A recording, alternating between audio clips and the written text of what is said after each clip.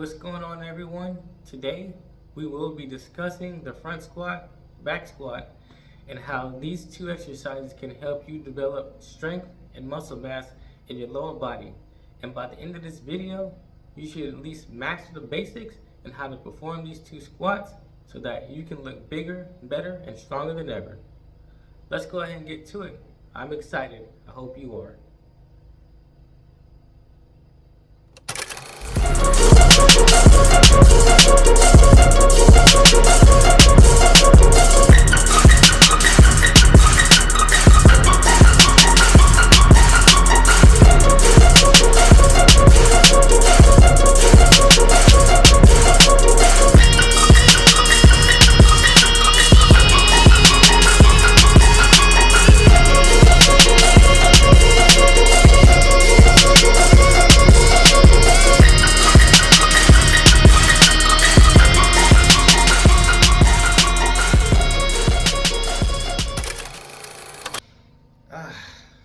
Another great video today that I can go and serve you and teach you the importance of the front squat and the back squat.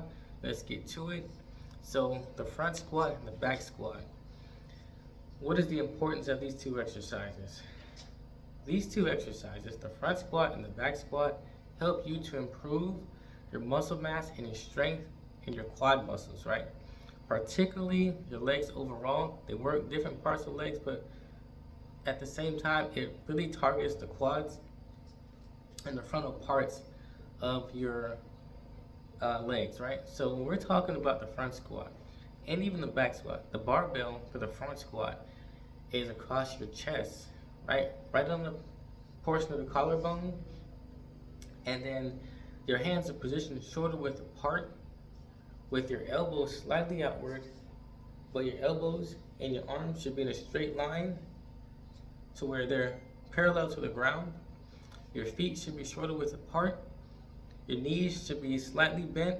They should not be straight to where you don't lock your knees out and end up hurting yourself or passing out in a squat position or as you come up out of your squat. The back squat has the barbell on your back shoulders where you could widen out your grip or you could bring it in to where it's shoulder width apart. And the barbell is sitting across your back along your trap muscles, and you have both hands with your fingers and your thumb wrapped around the barbell. All right, it's the same thing with your legs. You have your feet shoulder width apart.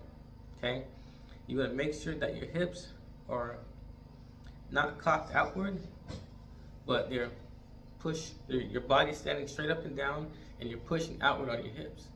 And as you go down into the squat position, it is important that you do not commit what is called knee valgus, to where your knees go inward on the squat, and then as you come up, you also want to prevent your knees from going inward again.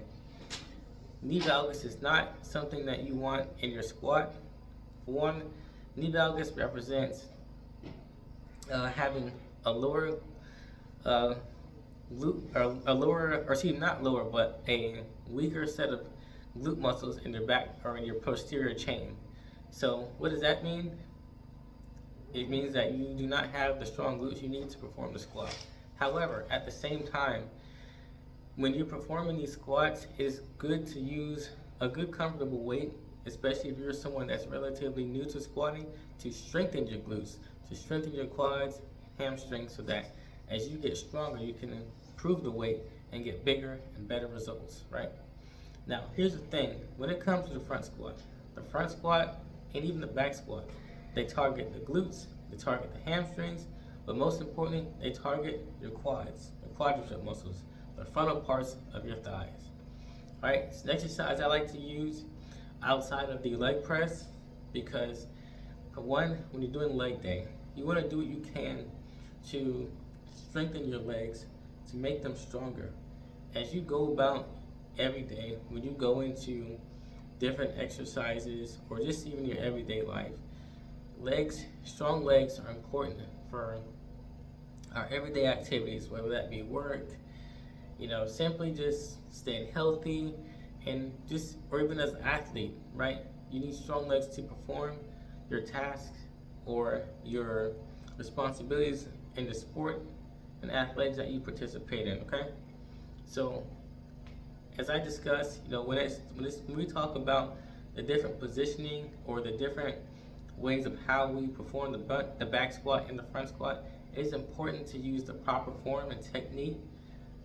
Essentially, due to the fact that you want to do what you can to prevent injury, I highly recommend that if it is your first time doing and performing the front squat or the back squat, you need to go with a lighter weight, at least know how to do the right form so that as you add weight, you can progress and become stronger.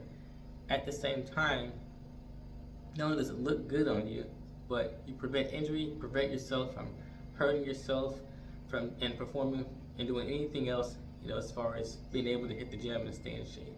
All right. So, last caveat I just want to add to it is when it comes to the front and back squat, I notice even with my own lifting that when you're doing the front squat and you're squatting, say, 135 pounds, that weight is going to feel a lot different across your chest than it does on your back. Maybe it's because the back muscles are a little bit stronger, maybe it's because of our posterior chain strength, but at the end of the day, I noticed it when I was doing it, and I would say that especially if you're used to doing the back squat and you start to transition over to the front squat, start with a lighter weight to kind of see and gauge where you're at, and then go from there, especially if you're just starting the front squat in itself. Alright, so that is all for this video. Thank you for taking the time to watch it. Hope you learned something. Charge hard and stay flexible and keep getting after it.